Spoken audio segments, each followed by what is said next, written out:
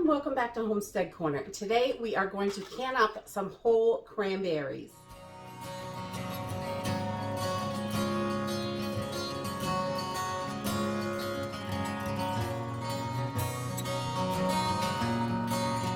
So I was able to get a super good deal on these cranberries from a local farm, and I am really excited to get them into the pantry. Our cranberry stock is getting low. So this time of year, as soon as the cranberries are harvested, I try to see if I can find them and get them.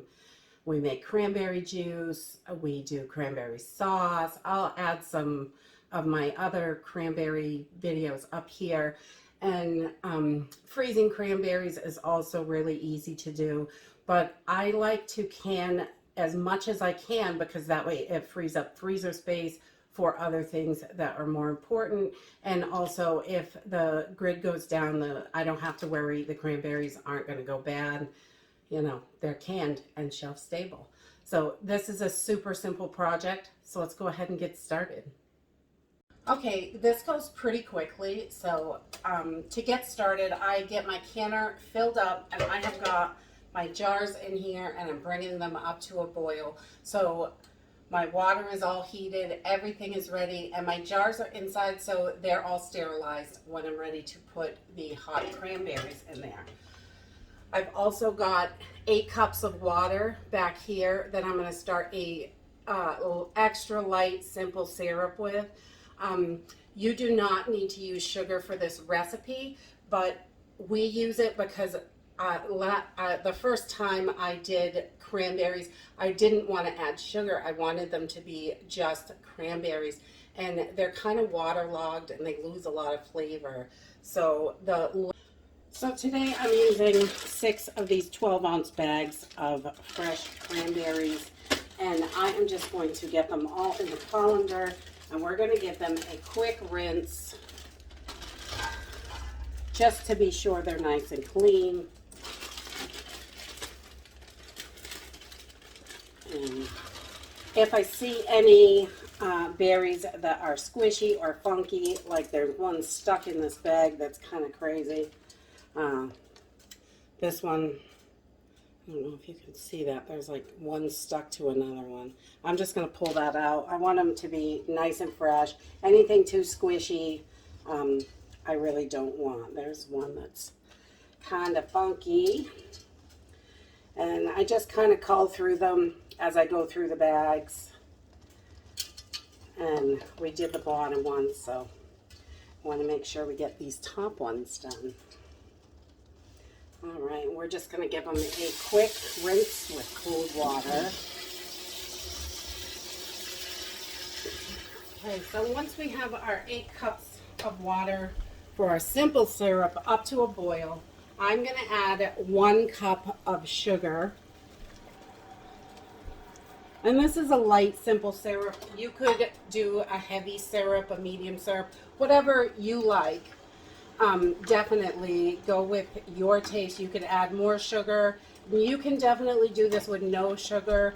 But again, I found the cranberries to be really watery and not tons of flavor when we didn't add the simple syrup to it. So this just kind of helps it retain its flavor, which is great. And we just want to dissolve that sugar so every bit of it is dissolved in there. And I'm just using regular plain old white sugar.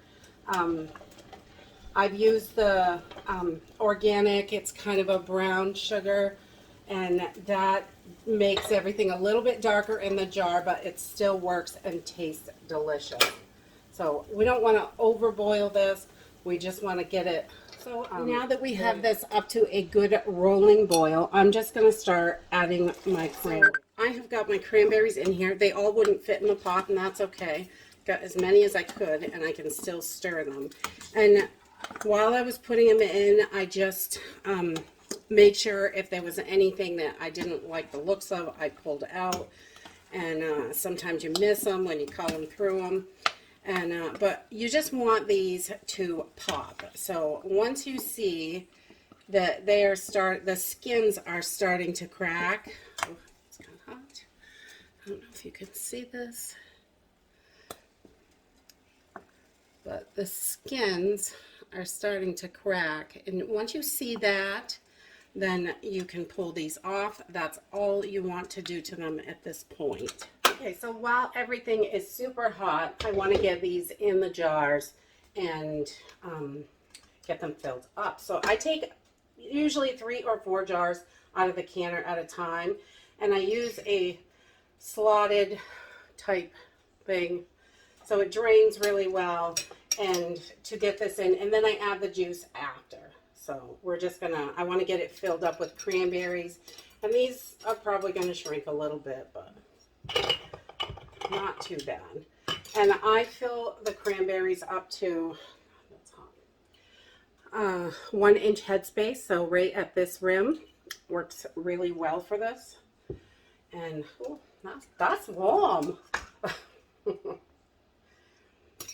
All right, so we're just gonna fill these jars up. And then once I get all the cranberries out of here, I can put the other cranberries in and get those kind of, so they crack.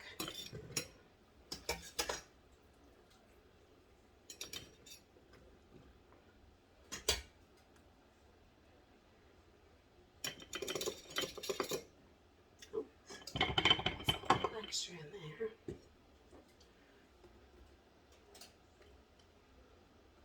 Okay, so once you've got your cranberries in where you want them, then I am just going to take my ladle and start adding the simple syrup.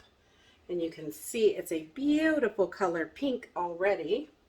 These are so gorgeous on the shelf and delicious. We use these for like cranberry breads, muffins, things like that when you're going to cook with them. Anything you would use your frozen cranberries for, basically. And we like to use them like that. And this just, they're so good. And you can, I make juice with cranberries. We do all kinds of stuff. And this also, you can thicken up the simple syrup and use these to go over a dish or meat or something like that. Add these to your stuffing or anything, really. Anything you're going to cook them in, these are great for, because they're pretty much, they're cooked by the time you get done. And I'm going to take my debubbler and just go in and move things around just in case there's any bubbles.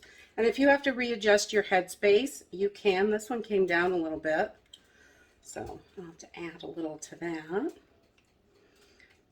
And I try not to beat up the cranberries too bad, but you know, that happens. All right. So then we're just going to add a tiny bit to each one because the headspace did come down a little bit. And I just want the juice. No more berries. Just to that glass rim. All right. And then we are going to take, I use a little vinegar. You could use hot water. You don't have to use vinegar for this. With meats, I definitely, anything with fats, I definitely recommend vinegar, but I'm just a habit of just vinegar. And we just want to make sure there's nothing on those rims. Nice and clean so we get a good seal. And then I'm going to grab a nice hot lead.